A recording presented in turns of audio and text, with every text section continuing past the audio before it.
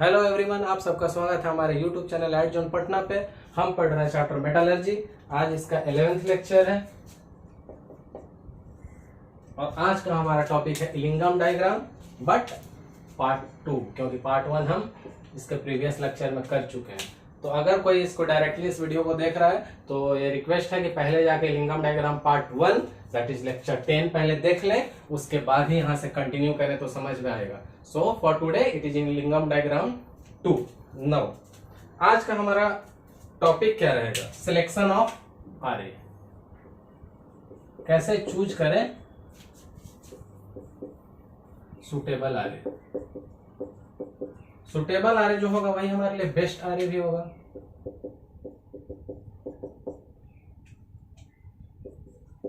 और इसी में तो इलिंगम हमें हेल्प करता है क्या करने के लिए? सुटेबल आरे देने के लिए। तो देखते हैं एक कर्व की सहायता से। पहले मैं इसको थर्मोडायनेमिक्स से क्लियर करूंगा और फिर मैं आपको उसके लिए एक ट्रिक दूंगा।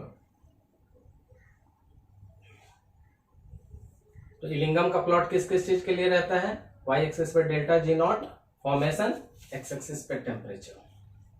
नाउ थोड़ी देर पहले जो हमने प्रीवियस लेक्चर में लास्ट में पढ़ा था कार्बन के लिए, तो एक डाउनवर्ड लाइन थी कार्बन की, जो क्या थी?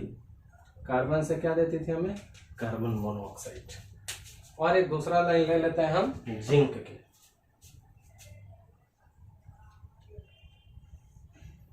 जो कहाँ बन रहा है? जिंक से जिंक का ऑक्साइड बन रहा है। जिंक से जिंक का ऑक्साइड, दैट मींस टू से मेटल के ऑक्साइड। अब जो ये पॉइंट कट की मैंने पहले भी बताया है, वो हमारा डिसोसिएशन टेम्परेचर रहेगा, या T1 भी कह सकते हैं। T1 क्योंकि टेम्परेचर मैंने T लिया। तो बिफोर इसके जो रहेगा वो रीजन A और आफ्टर इसके जो रहता है वो region B। Region wise discuss करूंगा थर्मोडायनेमिक्स। नाउ बिफोर दैट पहले क्लियर हो जाए कि इस सेक्शन में मैंने डेल्टा जी को क्या लिया है? x1, सॉरी इस सेक्शन में x2, इस सेक्शन के लिए x3 एंड इस सेक्शन के लिए x4। तो पहले इस प्लॉट को अच्छे से समझ लीजिए, फिर थर्मोडायनेमिक्स प्रिंसिपल में मैं इसको जस्टिफाई करूंगा। So we are drawing a plot for Ellingham, so obviously between the delta G nought f versus temperature, where delta G naught F at y axis and temperature being at the x axis। अब दोनों के बीच में जो plot है, उस plot में मैं क्या दिखाना चाह रहा हूं? जस्ट प्रीवियस लेक्चर में हमने कार्बन को डिफरेंट टाइप से देखा था, डाउनवर्ड, अपवर्ड, स्ट्रेट लाइन। अभी मैं कार्बन को ले रहा हूं, कार्बन से कार्बन मोनोऑक्साइड का this black line reducing agent का कर्व है, and this red line metal से मेटल ऑक्साइड के फॉर्मेशन का है। डिफरेंट सेक्शन में कैसे डिवाइड किया? जहां पे दोनों कट कर रहे थे वहां पे टेम्परेचर नोट किया, और सपोज उस टेम्परेचर को मैंने T1 बोला, that is the dissociation temperature, very well known. इसके पहले का जो भी रीजन आएगा उसको मैं A बोलूंगा, और इसके बाद that means to say LHS of this point is region A and RHS of this point is region B। Delta G मैंने अलॉट कर दिया खुद से, for this one x1, for this one x2, in this region A। Region B में आएंगे तो x3 and x4। Now अब region A पे बात करता हूं, वन बाय वन दोनों को क्लियर करता हूं। रीजन ए का क्या मतलब है? Where T1 is less than, it is very clear, where T1 is less than या temperature is less than T1। Temperature जो भी होगा इस रीजन का, टेम्परेचर जो भी होगा लेस देन T1 होगा। क्लियर है? तो रीजन ए में कहां पे डिस्कस कर रहा हूं? T less than T1। T less than T1 में इस कर्व को देखिए, जिंक से जिंक ऑक्साइड। कौन सा कर्व? जिंक से जिंक ऑक्साइड। जिंक से जिंक ऑक्साइड का जो कर्व आया है उसके लिए डेल्टा जी क्या अलॉट किया गया है? Within the region A x1,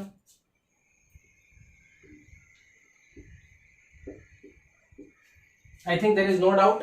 You can see the region A, and I'm talking about this red line, metal to metal oxide. Within this region, this one, and delta G is plus x1. अब इस curve को मैं अगर उल्टा कर दूं तो क्या होगा?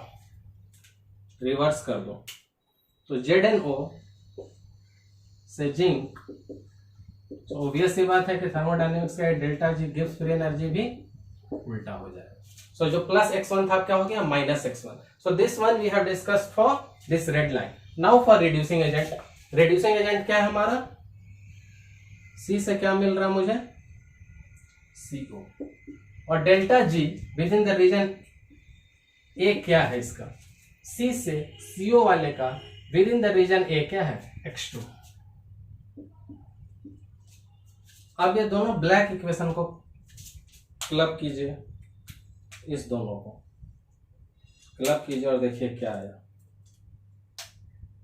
ZnO plus carbon gives zinc and carbon monoxide. अब जरा ध्यान से देखिए, मेटल के ऑक्साइड रिड्यूसिंग एजेंट को यूज किया कार्बन, और ये कार्बन सेल्फ ऑक्सीडाइज होकर कार्बन मोनोऑक्साइड गैस रिलीज कर देगा और इसको मेटल के ऑक्साइड को रिड्यूस करके मेटल दे देगा।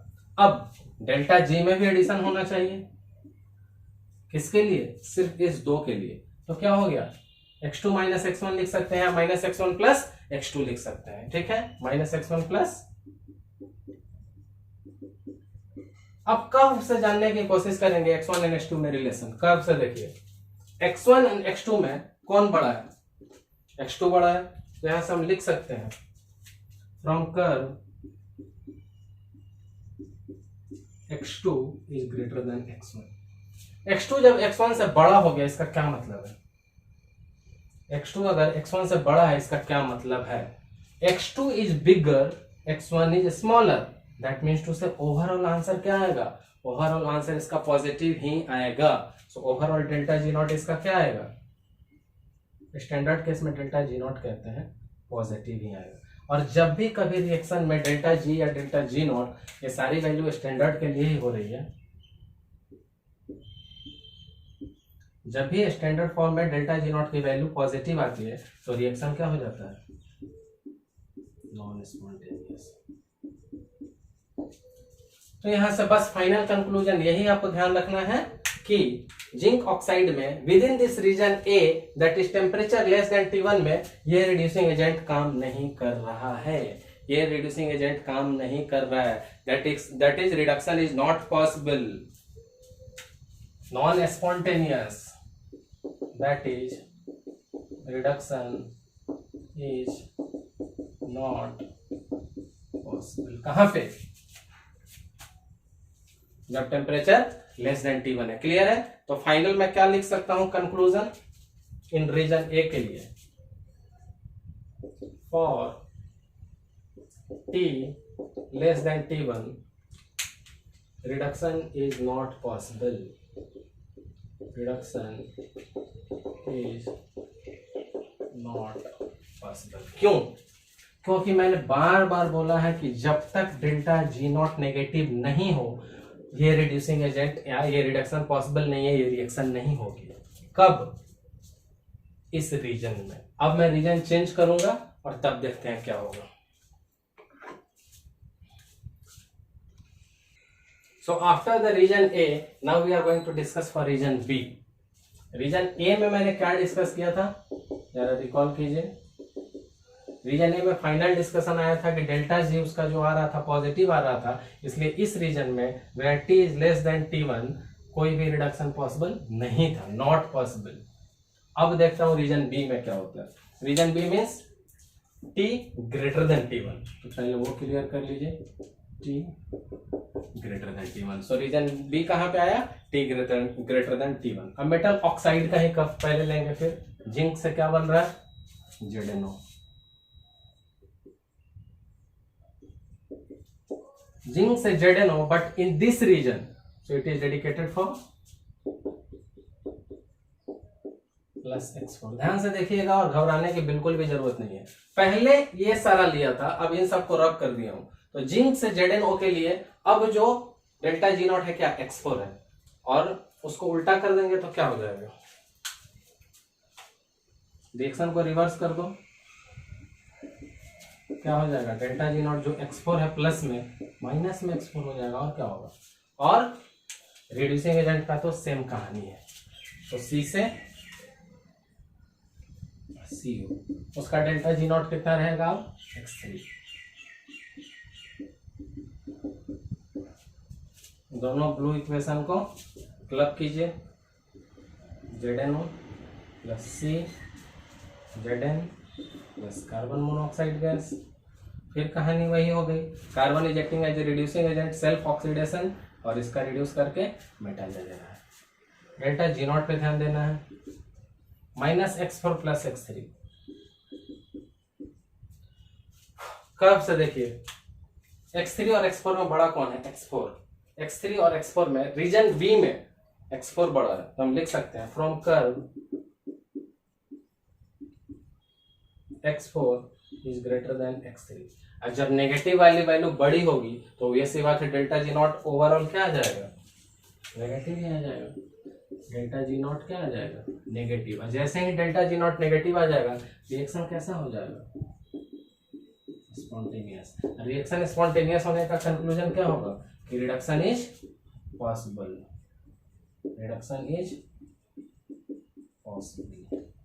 तो क्या यहां से कंक्लूजन निकलता है कि जब मैंने रीजन ए में चेक किया तो same reducing agent carbon monoxide जो दे रहा है उसे रिडक्शन पॉसिबल नहीं था, बट जैसे ही रीजन बी में मैंने चेक किया तो अब रिडक्शन इज पॉसिबल। ये तो अच्छी बात है कि इससे रिडक्शन हो रहा है और इससे रिडक्शन नहीं हो रहा। बट सबसे मेन फैक्टर किसने फिजिबिलिटी बताई, डेल्टा जी नॉट। तो डेल्टा जी नॉट इस सेकेंड केस में where temperature is greater than T1, that means to say इस पॉइंट के अहेड में एक अच्छा काम कर रहा है बट इसके पहले नहीं काम कर रहा है। जरा ध्यान से देखिए, एक ट्रिक दूंगा और बार बार ये करने की जरूरत नहीं पड़ेगी। तो इस पॉइंट के before Ra is not working. ध्यान से देखिए, this is metal oxide line and this is the Ra line, upper one. Ra का लाइन जब ऊपर है तो रिडक्शन नहीं हुआ। इस पॉइंट के बाद स्पेस चेंज हो गया है, Ra नीचे गया है। ध्यान से देखिए, फिर से बताता हूं, this one is the Ra, reducing agent की लाइन है, कार्बन से कार्बन मोनोऑक्साइड, यही रिड्यूसिंग है। Black line is for reducing one and red line for metal to metal oxide. So जब रिड्यूसिंग वाला लाइन ऊपर है तब इस मेटल को रिड्यूस नहीं कर पाया है, लेकिन कहानी इस पॉइंट के बाद चेंज हुई है। रिड्यूसिंग एजेंट की लाइन नीचे आई है और ऑक्साइड के ऊपर, उस केस में हो गया है। तो यहां से हम डायरेक्ट कंक्लूजन लिख सकते हैं कि जब तक रिड्यूसिंग एजेंट नीचे रहेगा अपने से ऊपर वाले को रिड्यूस कर लेगा। तो क्या फाइनल कंक्लूजन लिख सकते हैं, if the curve of Ra is above the curve of metal oxide, metal से metal oxide, then reduction is not possible. ध्यान से सुन लीजिए और देख लीजिए, if the curve of Ra, this is the Ra curve, confuse नहीं होना है, प्रीवियस लेक्चर में पूरा क्लियर किया गया है कि कार्बन किस किस फॉर्म में रिड्यूसिंग एजेंट का काम कर सकता है। तो रीजन ए में बात कर रहा हूं, जब कर्व Ra का ऊपर है तब ये काम नहीं कर रहा है, लेकिन जैसे ही Ra का कर्व नीचे आया ये काम कर रहा है। तो फाइनल ट्रिक क्या हो गया कि कहीं भी रिडक्शन होने के लिए Ra के कर्व को कहां रहना होगा, नीचे। द कर्व ऑफ Ra हमेशा नीचे होना होगा। Final conclusion, curve of Ra should be below the curve of metal oxide, तब क्या होगा, रिडक्शन इज पॉसिबल। सो यही फाइनल आपका ट्रिक रहेगा। ये ट्रिक हमको लिंगम में पूरा हेल्प करेगा। तो curve of Ra is should be below, curve कहां रहना चाहिए, Ra का कर्व। Ra का कर्व जब नीचे रहेगा मेटल ऑक्साइड के कर्व से, तब रिडक्शन पॉसिबल हो जाएगा, जो कि यहां दिख रहा है। इस रीजन में, रीजन बी में Ra का कर्व नीचे है ऑक्साइड से, तो रिडक्शन इज पॉसिबल। उल्टा इस रीजन में Ra का कर्व ऊपर है ऑक्साइड से, so reduction is not possible. तो सिर्फ एक लाइन याद रख लेना है कि जब तक Ra नीचे रहेगा अपने से ऊपर वाले को रिड्यूस करेगा। Ra रिड्यूस, जब तक Ra नीचे है तब तक रिड्यूस। सपोज मैं आपको सबसे अच्छा एग्जांपल दे देता हूं याद करने के लिए, R से red, Ra reducing red, red colour जब तक नीचे रहेगा अपने ऊपर सारे वाले को रिड्यूस कर लेगा, सबको। सपोज इस केस में आप देखिए, रेड ब्लू से नीचे है तो ब्लू को रिड्यूस कर पाएगा लेकिन ब्लैक को नहीं। सपोज रेड दोनों के ऊपर है, अब दोनों को रिड्यूस नहीं कर पाएगा, अब ब्लू को कर लेगा, अब दोनों को। तो Ra जितना नीचे रहेगा, ट्रिक क्या याद रखना है, रेड डेंजर, जितना मिनिमाइज कीजिए डेंजर को, danger zone, red zone, reduction, reducing agent, Ra जितना नीचे रहेगा अपने ऊपर वाले को रिड्यूस करेगा। Ra ऊपर आ गया था, रिड्यूस नहीं हुआ। आरए नीचे आया, रिड्यूस हो गया। तो फाइनल कंक्लूजन, आरए जब तक नीचे रहेगा अपने ऊपर वाले को रिड्यूस करेगा। This is the final conclusion from all this thermodynamics explanation. So no need to by heart all this explanation. This is just for understanding purpose. The final trick you must by heart or keep in your mind that curve of RA should be below the curve. अच्छे से मैंने याद कर दिया। R से reducing agent red danger, जितना danger और खतरे को मिनिमाइज कीजिए, जितना नीचे रखिएगा अपने ऊपर वाले सबको रिड्यूस करेगा। सो हम इसको रब करेंगे और चलेंगे इसके नेक्स्ट एप्लीकेशन पे और इसको यूज करेंगे। सो अभी मैंने आपको क्या ट्रिक बताया, मैंने ट्रिक बताया कि जब तक रिड्यूसिंग एजेंट आरए बिलो रहेगा तब तक वो एप्लीकेबल रहेगा, दूसरे को अपने से ऊपर वाले को रिड्यूस करते रहेगा। ये ट्रिक याद रखिएगा, R A reducing, red danger नीचे, मिनिमाइज बिलो, बस यही ट्रिक याद रखिए। अब हम देखेंगे suitable R A for FU, iron का ऑक्साइड।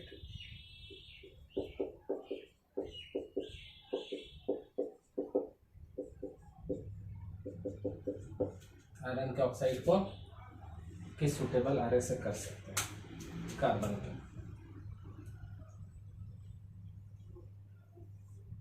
तो कार्बन का मैं तो 3 आपको पहले भी बता चुका हूं पूरा डिटेल्स में प्रीवियस लेक्चर में। डाउनवर्ड, अपवर्ड,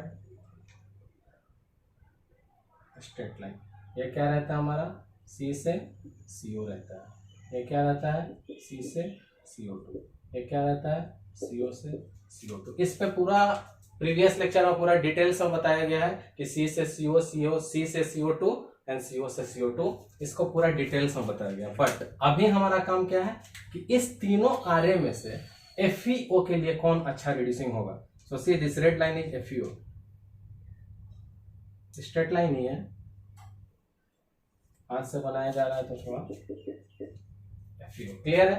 अब हमको ये बता देना है, यहाँ एक टेम्परेचर देख लीजिए जहां पे कट कर रहा है, यही होता है टेम्परेचर 983 केल्विन। आप T1 भी कह सकते हैं, याद करने की कोई जरूरत ऐसी नहीं है, 983 केल्विन। अब अगर मैं इस रीजन में बात करूं, इसके पहले अभी मैं सिर्फ इस रीजन की बात कर रहा हूं, ध्यान दीजिएगा, that is T less than 983 kelvin, इस रीजन की बात करूं तो कौन सुटेबल आरए है। ट्रिक मैंने क्या बताया था, वही आरए सुटेबल है जो नीचे है। ब्लैक कलर तीनों आरए हैं। इस रीजन में इस ऑक्साइड रेड लाइन के नीचे कौन आरए है, और ये आरए कौन है, carbon monoxide. Clear.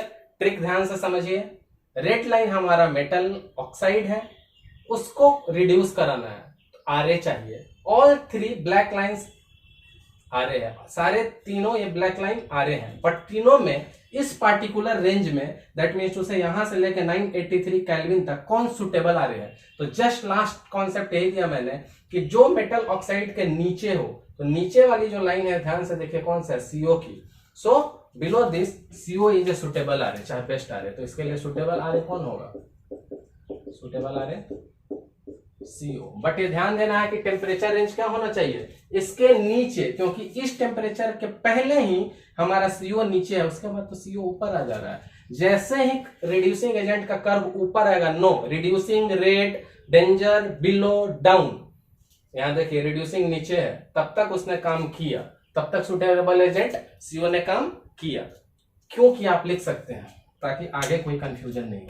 Y in this range CO is working as a suitable reagent because curve of RA is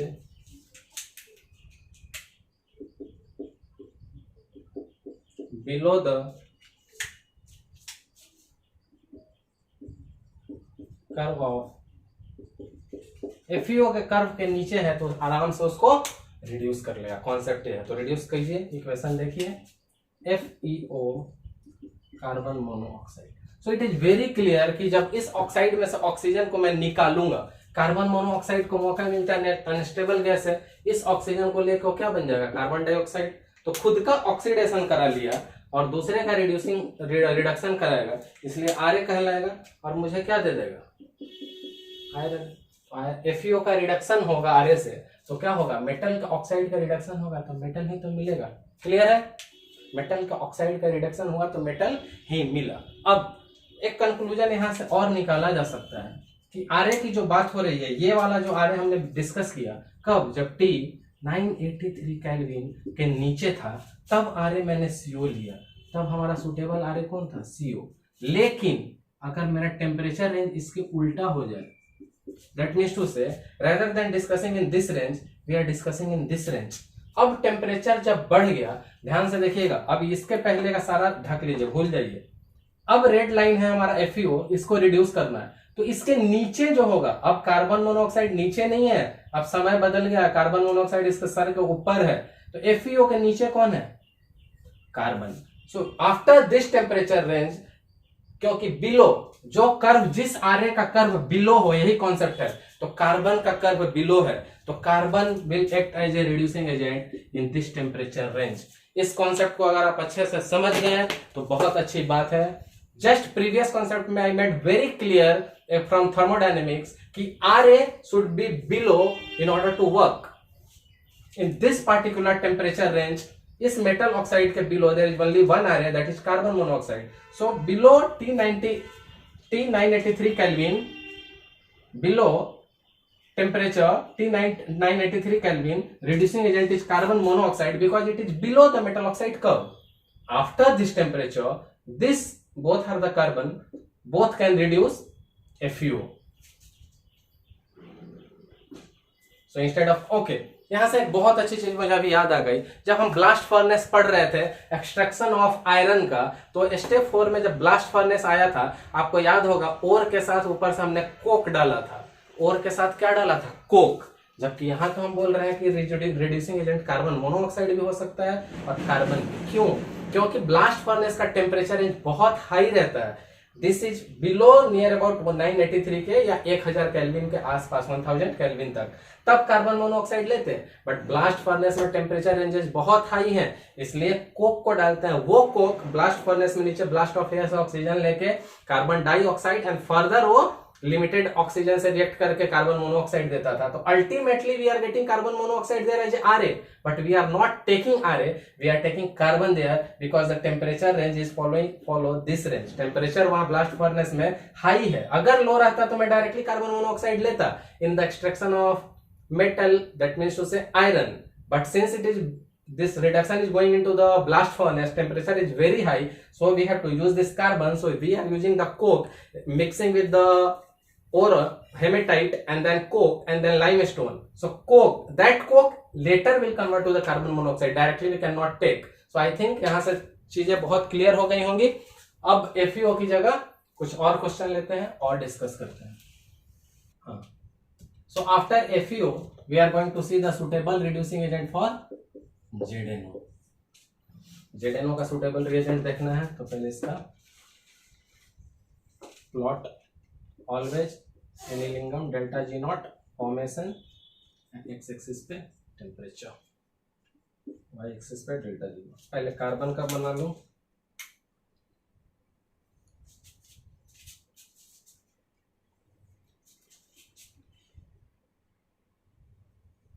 ये क्या रहता है हमारा, C से CO, क्या रहता है C से CO2, ये क्या रहता है CO से CO2। अब मैं FeO का ZNO का ग्राफ बनाता हूं। सो दिस इज ZNO। अब इस मेटल के ऑक्साइड ने इन रिड्यूसिंग एजेंट को कहां कहां कट किया है, उस पॉइंट को देख लेते हैं। यहां देखिए जरा ध्यान से, सपोज इस पॉइंट को T1 कहता हूं मैं, किसके लिए, CCO को कट किया पहले, फिर किसको कट किया, इस स्ट्रेट लाइन को, सेंट्रल, इसको मैं T2 कहता हूं, और इस अपर वन को, दैट मीन्स टू से पॉजिटिव जिसका स्लोप है, उसको T3 कहता हूं। पहले बात को अच्छे से समझिए, कोई जल्दी नहीं है। This all blue lines are related to the carbon as a reducing agent options, which we have discussed in details in the lecture 10, that is the previous lecture. So this is the down one is carbon to carbon monoxide, central straight one carbon to carbon dioxide, and the upper one with positive slope carbon monoxide to carbon dioxide. This red one is the metal oxide. अब देखना है कि इस metal oxide को कौन कौन reduce कर सकता है और उसमें कौन बेस्ट होगा, कौन सुटेबल होगा, कौन हमारा बेस्ट आरए होगा। ठीक है, तो जब ये रेड लाइन चला तो कट किया पहले किसको, इस नेगेटिव स्लोप को C2CO को T1 पे, सेंट्रल को T2 पे एंड अपर वन को T3 पे। तो एक चीज तो बहुत क्लियर है कि T1 कम है, T2 उससे बड़ा है और T3 उससे भी बड़ा है। तो टेम्परेचर का range is because we are going from origin, so we get first T1 then T2 then T3, so it is in increasing temperature order. Now जब ये तीनों after this particular cutting point, जैसे इसने cut कर दिया, तो अब क्या हो गया, रेड लाइन ऊपर हो गया, ये नीचे, जो नीचे रहेगा अपने ऊपर वाले को रिड्यूस कर पाएगा। तो आफ्टर T1 ये लाइन नीचे जा रही है, so it can reduce. After T2 this line can also reduced, and after T3 that red line is becoming above all, otherwise all reducing agent are below this red line। तो जब तीनों below है तो तीनों ऐसे काम कर सकते हैं। ध्यान से देखिएगा, मैंने ट्रिक क्या बोला, reducing agent red, reducing agent red, danger below, minimize कीजिए डेंजर को, खतरे को कम कीजिए। रिड्यूसिंग एजेंट यही है, रिड्यूसिंग एजेंट। रिड्यूसिंग एजेंट जब नीचे आ गई मिनिमम, इनके नीचे इस पॉइंट के बाद ये तीनों रिड्यूसिंग एजेंट इस मेटल ऑक्साइड के नीचे हैं, बिलो है, डाउट भी नहीं रहना चाहिए। रिड्यूसिंग एजेंट ये सारे बिलो है, इनके सब के कर्व कहाँ है, बिलो है मेटल ऑक्साइड के कर्व के, तो ये सारे के सारे एक अच्छे रिड्यूसिंग हो जाएंगे। लेकिन इसमें से हमारा बेस्ट कौन होगा वो चुनना है। But before going to the best, पहले तीनों को यूज करके देखते हैं कि तीनों इसको कैसे रिड्यूस करेगा। तो सबसे पहला केस हमारा क्या है, ZnO। सबसे पहला मैं कौन सा ले लूं, जिंक के साथ कार्बन, कार्बन मोनोऑक्साइड। तो जिंक के साथ मैंने क्या डाला, कार्बन, और कार्बन बन क्या आ गया, कार्बन मोनोऑक्साइड, और मुझे क्या दे देगा, जिंक। ध्यान से देखिएगा, carbon carbon monoxide, carbon carbon monoxide, carbon is getting self oxidize, so working as a reducing agent, so reducing this metal oxide and giving me zinc. Now carbon से carbon dioxide, अगला कौन ले रहा हूं मैं, कार्बन से carbon dioxide,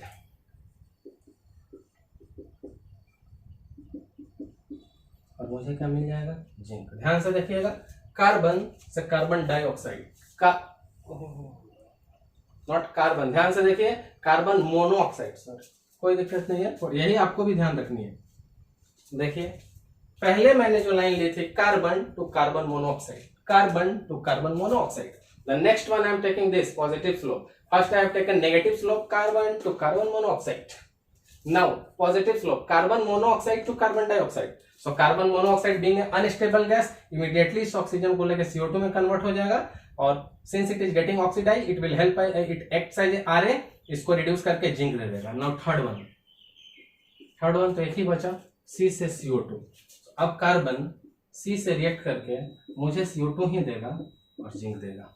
तो तीनों इक्वेशन 1 by 1 देखिए, ZnO कार्बन के साथ zinc and carbon monoxide, carbon carbon monoxide, carbon carbon monoxide. Second ZnO CO के साथ zinc and carbon dioxide. So carbon का कलर से दिखा देता हूं, देखिए कार्बन कहां जा रहा है, कार्बन मोनोऑक्साइड, कार्बन मोनोऑक्साइड कहां जा रहा है, कार्बन डाइऑक्साइड।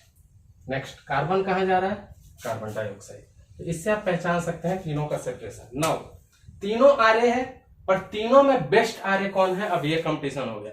आरे तो तीनों है, बट तीनों में बेस्ट आरे कौन है, तो जो आरे, स्टार्टिंग से यही कहानी चल रही है कि HGO यानी Hg, Ag, Au, Pt, ये लोग लो टेम्परेचर पे डिसोसिएट कर जाते थे, आरे की जरूरत नहीं पड़ती थी। जो लोग हाई टेम्परेचर पे डिसोसिएट करते थे, आरे डाल के उनको लो टेम्परेचर पे परफॉर्म करा लेते थे, बिकॉज लो टेम्परेचर पे इकोनॉमिक होता है, इकोनॉमिकल रीजन से। तो लो टेम्परेचर पे जो काम करेगा वही बेस्ट आरे होगा। सो लो टेम्परेचर पे कौन काम कर रहा है, जो T1 पे काम कर रहा है, और T1 पे कौन कट कर रहा है, C से CO, C से CO। So this is our best RA, कौन, C से CO। एंड व्हाई बेस्ट, क्योंकि ये कहां पे रिएक्शन कर रहा है, एट लो टेम्परेचर, सबसे कम टेम्परेचर पे रिएक्शन कर जा रहा है, सबसे कम टेम्परेचर, और इसका लो टेम्परेचर है कौन, T1। तो सबसे कम टेम्परेचर पे इसने रिएक्शन हुआ सबके साथ, लेकिन इन सब में सबसे अच्छा जिसने सबसे कम टेम्परेचर पे परफॉर्म करा दिया। तो मैंने आपको दो केस दिखाए, एक सुटेबल रिएजेंट फॉर FeO जिसमें ब्लास्ट फर्नेस के साथ एग्जांपल देके समझाया था कि वहां क्यों कोक लेते हैं जबकि यहाँ लेस टेम्परेचर पे कार्बन मोनोऑक्साइड था। दूसरा केस दिखाया मैंने जिंक ऑक्साइड का, जिंक ऑक्साइड को भी ये तीनों रिड्यूस कर पा रहे थे after this certain their respective temperature पे 20-23 से, लेकिन इन तीनों में बेस्ट मैंने किसको लिया, जो सबसे छोटे, सबसे कम, सबसे लेसर टेम्परेचर पे रिड्यूस करेगा। तो यहाँ पे कार्बन ही इसका रिड्यूसिंग एजेंट अच्छा कहलाएगा, कार्बन टू कार्बन मोनोऑक्साइड। तो मैं इसको रब करता हूं और लेके चलता हूं आपको further. So right now we are coming to the Illingham diagram which is given in our text book. यहाँ पे रफली मैंने ड्रॉ किया है, एग्जैक्टनेस ढूंढने की जरूरत नहीं है। अगर आपको चाहिए तो मैं एक अलग से फोटोग्राफ अटैच कर दूंगा, बट यहाँ कॉन्सेप्ट मैं आपको क्लियर करूंगा। मैंने आपको ट्रिक बताई है कि जो भी रिडक्शन कैसे होता है मेटल का, किसी भी मेटल का रिडक्शन यानी ऑक्साइड का जब रिडक्शन करेंगे तो मुझे मेटल मिलेगा, और उसके लिए मुझे एक रिड्यूसिंग एजेंट की जरूरत पड़ती है। जनरली हम लोग क्या लिखते हैं, कार्बन मोनोऑक्साइड, या कोई मेटल भी ले सकते हैं। अगर आप रिडक्शन वाला वीडियो जाकर देखिएगा तो उसमें एल्यूमिनियम से, सोडियम से, मैग्नीशियम से, बहुत सारी चीजों से मैंने आपको रिडक्शन सिखाया हुआ है। बट ये रिडक्शन की बात है, बिफोर रिडक्शन अगर इस ग्राफ को ध्यान से देखें तो रिडक्शन का ग्राफ थोड़ी है, ये मेटल ऑक्साइड से मेटल का ग्राफ नहीं है, ये मेटल को मेटल के ऑक्साइड बनाने का ग्राफ है। This is the twist of the Ellingham diagram. तो पहले ये हम लिख लेंगे, ध्यान से समझिएगा। सारा डिस्कशन हो रहा है to select the best RA। Ellingham diagram क्या करता है हमको, यहीं से सारा कॉन्सेप्ट क्लियर हो जाएगा। सुटेबल RA का काम क्या होता है, दूसरे को रिड्यूस कराना। तो हम खोजने आए हुए हैं रिडक्शन रिड्यूसिंग एजेंट, बट हमारे ग्राफ में हो क्या रहा है, metal is converting into the metal oxide. तो अभी जो हमारे ग्राफ में हो रहा है करेंटली, वो क्या हो रहा है, मेटल के ऑक्साइड में बदल रहा है। मेटल के ऑक्साइड में कैसे बदलेंगे, मेटल के ऑक्साइड में जनरली कैसे बदलेंगे, कोई भी मेटल होगा ऑक्सीजन से रिएक्ट करेगा और मेटल का ऑक्साइड दे देगा। कोई भी मेटल होगा ऑक्सीजन से रिएक्ट करेगा और मेटल का ऑक्साइड दे देगा। जो हमारा मेटल होता है वो सॉलिड फॉर्म में होता है, ऑक्सीजन गैसियस फॉर्म में होता है, और मेटल का ऑक्साइड भी सॉलिड फॉर्म में होता है। मेटल के ऑक्साइड भी सॉलिड फॉर्म में होता है। अगर एंट्रोपी की बात की जाए, उसको समझने के लिए change in number of moles gaseous delta Ng ले लेंगे, बिना डेल्टा Ng लिए भी कह सकते हैं। देखिए सॉलिड कोई बात नहीं, पर गैस क्या बन रहा है, solid. When gases are converting to the solid, entropy क्या होगी, डिक्रीज करेगी। तो एंट्रोपी हमारा क्या हो जाएगा, डिक्रीज करेगा। ध्यान से समझिएगा क्या होता है, सॉलिड स्टेट में पढ़ा हुआ, solid liquid gas, solid liquid gas. Solid के पार्टिकल्स बहुत क्लोजली कॉम्पैक्ट होते हैं, लिक्विड के पार्टिकल लिटिल दूर होते हैं, और गैसेस के पार्टिकल बहुत दूर होते हैं। यानी एंट्रोपी की बात की जाए, एंट्रोपी सॉलिड में सबसे कम, रैंडमनेस थोड़ा ज्यादा, यानी इस साइड जाएंगे तो एंट्रोपी क्या होती जाएगी, एंट्रोपी इंक्रीज करती जाएगी। जब सॉलिड से लिक्विड, लिक्विड से गैस, गैसेस के मॉलिक्यूल्स तो इतने रैंडम होते हैं कि अगर रूम में यहाँ एक अगरबत्ती जलाया जाए तो बहुत दूर तक उसका धुआं जाता है, और सॉलिड के मॉलिक्यूल्स तो टाइटली क्लोजली कॉम्पैक्ट होते हैं, तो रैंडमनेस कम। That means to say while moving solid to liquid, randomness is increasing, liquid to gas, randomness increasing, liquid to gas. But यहाँ उल्टा हो रहा है, गैस से सॉलिड जा रहे हैं हम लोग। तो इंस्टेड ऑफ रैंडमनेस और एंट्रोपी इंक्रीजिंग, वो डिक्रीज हो रही है। देख लीजिए, गैस में खुल के घूमेंगे, खुला सा, सॉलिड में पैक हो जाएंगे तो उसकी रैंडमनेस कम होगी, एंट्रोपी कम होगी, और एंट्रोपी घटी तो चेंज इन एंट्रोपी क्या हो जाएगा, पहले से एंट्रोपी 100 थी, घट गई 80, तो final minus initial, 80 minus 100 negative. Entropy negative होने से क्या हो गया, ध्यान से समझिएगा। हमारे पास फार्मूला है delta G0 equal to delta H0 minus T delta S0।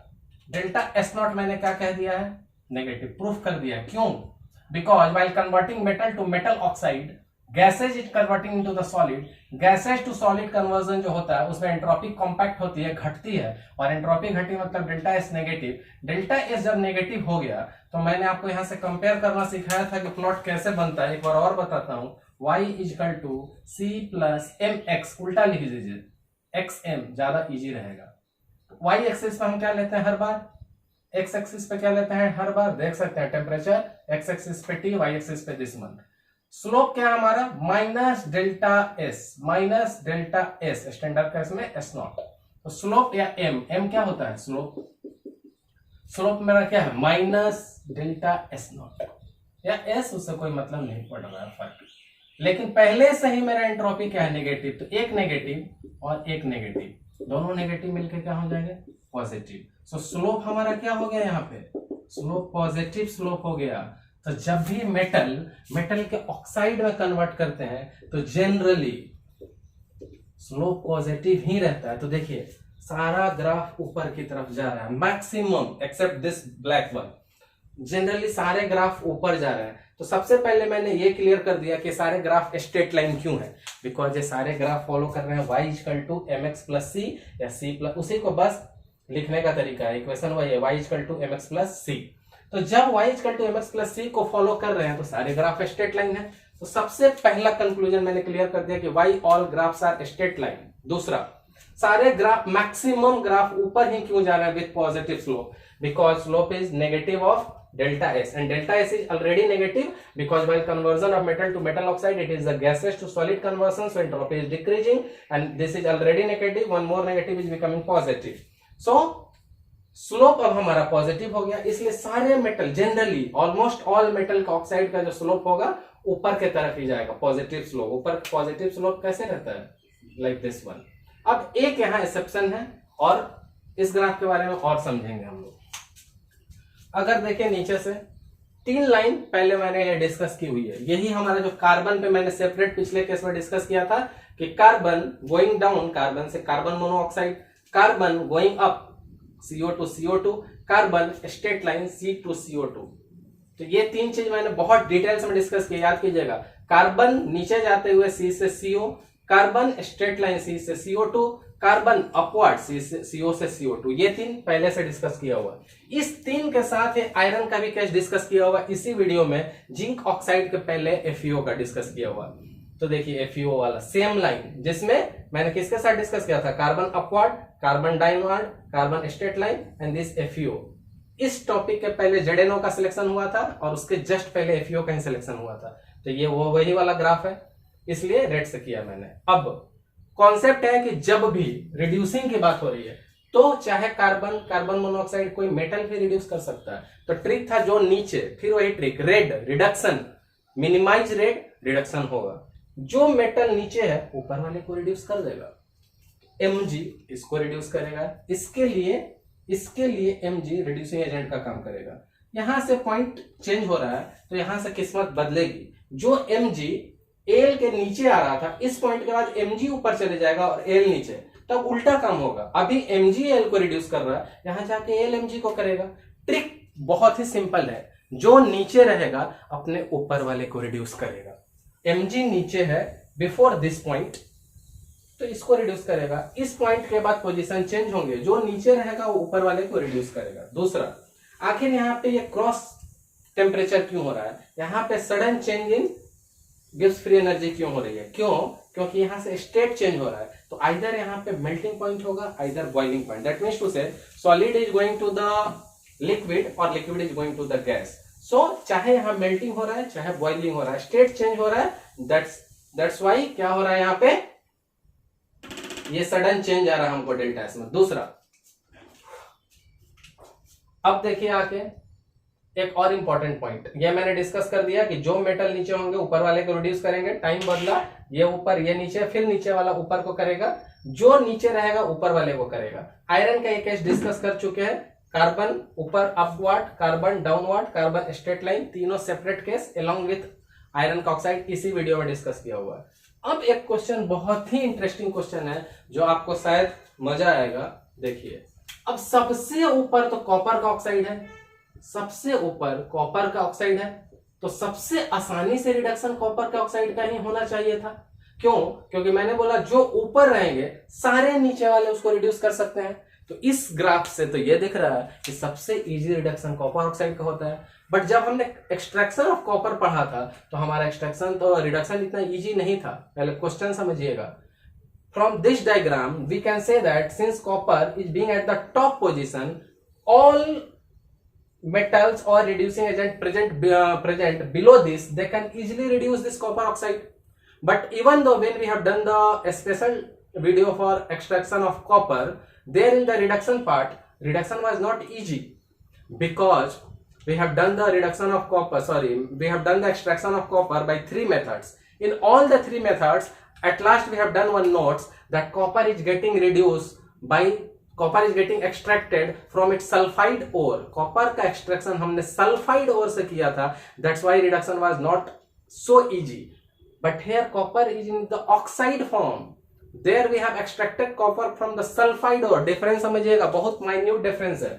Copper दिख रहा है सबसे ऊपर, तो ये सब लोग इसको इजीली रिड्यूस कर सकते थे। बट जब हमने कॉपर का एक्सट्रैक्शन एक एक्सक्लूसिव वीडियो में पढ़ा, तब वहां तो उसका रिडक्शन इजी नहीं था, क्योंकि कॉपर के जो तीनों मेथड किए हमने, उसमें मेनली हमने कॉपर को हमेशा सल्फाइड ओर से एक्सट्रैक्ट किया है। तो एक्सट्रैक्शन भी अकॉर्डिंग टू सल्फाइड ओर था। But here copper is present in oxide because this graph is related to metal oxide to metal, not sulphide. That's why copper कितना भी ऊपर रहे और कितना भी इजी रिडक्शन हो जाए, but in our textbook we are doing the extraction of copper by copper sulphide ore, not oxide. If at all we'll go with the oxide, then reduction will be easy, but not, because we are not going by the oxide method in the extraction of copper.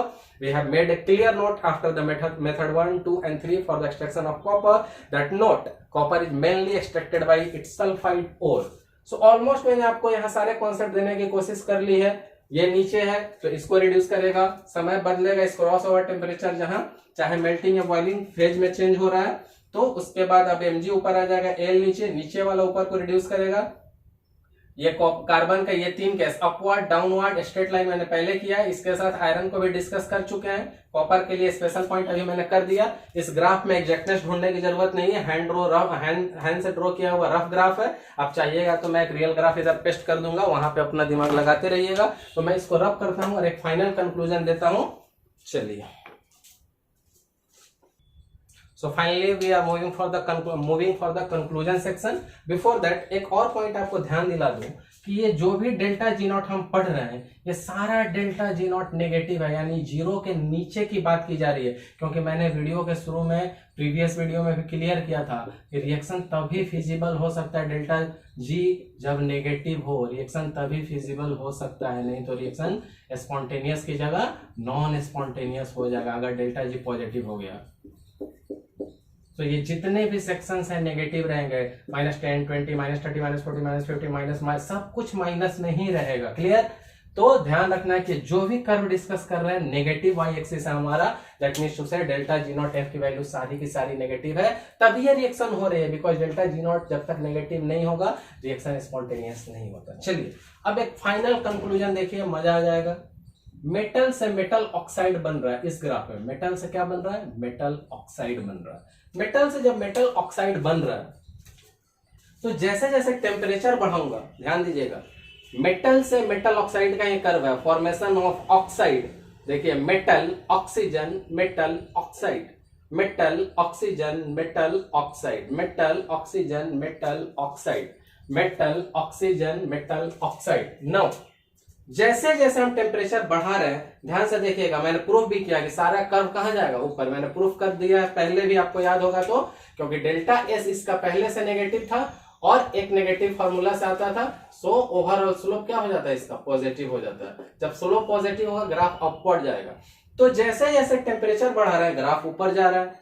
देखिए temperature right side में जैसे जैसे इधर बढ़ते जाएंगे graph ऊपर जाएगा। Graph ऊपर जाने का मतलब लेस नेगेटिव की तरफ जाएंगे। तो इस पॉइंट को बहुत ध्यान से देखिए।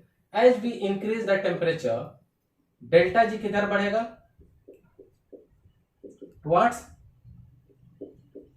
Less negative. क्यों? मैंने बोला कि सारा चीज डेल्टा के जीरो के नीचे ही है। तो -100, -200, -300, एग्जाम्पल -400, -500, -600।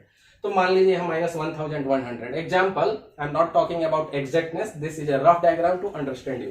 सो जैसे टेम्परेचर बढ़ाया, ये माइनस जो 1000 था 900 की तरफ -800 -700, यानी नेगेटिव लेस होते जाएगा। जैसे जैसे टेम्परेचर बढ़ाऊंगा नेगेटिव वैल्यूज लेस होती जाएगी डेल्टा जी की। और जब नेगेटिव वैल्यूज लेस होगी, आपको पता है कि नेगेटिव जितना अच्छा होगा उतना फिजिबल, उतना स्पॉन्टेनियस। सो जितना ज्यादा हम नेगेटिव वैल्यू इसका लेस करते जाएंगे उतना हम कहां मूव कर रहे हैं, स्पॉन्टेनियस टू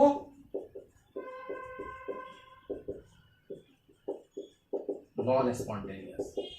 इस चीज को एकदम ध्यान से देखिए, लास्ट में सब कुछ क्लियर हो जाएगा। This curve Ellingham which is related to the metal oxide formation, metal oxygen metal oxide, जैसे जैसे टेम्परेचर बढ़ रहे हैं ग्राफ ऊपर की तरफ जा रहा है, that is delta G is becoming less negative, delta G is becoming less negative. पर डेल्टा जी जितना नेगेटिव रहता है रिएक्शन उतना स्पॉन्टेनियस, तो मैं उसके नेगेटिविटी को लेस करूंगा तो स्पॉन्टेनियस से जाऊंगा नॉन स्पॉन्टेनियस। स्पॉन्टेनियस का मतलब रिएक्शन होना, नॉन स्पॉन्टेनियस का मतलब नहीं होना। तो मैं नहीं की तरफ बढ़ रहा हूं तो घबराने की जरूरत नहीं है, नहीं की तरफ बढ़ रहा हूं यानी रिएक्शन होने की जगह नहीं होगी। पर मुझे इस रिएक्शन से क्या मतलब है, this reaction is metal to metal oxide conversion, ये ऑक्सीडेशन है। और मुझे इलिंगम डायग्राम में रिड्यूसिंग एजेंट चूज करना है और रिड्यूसिंग एजेंट मुझे रिडक्शन देगा।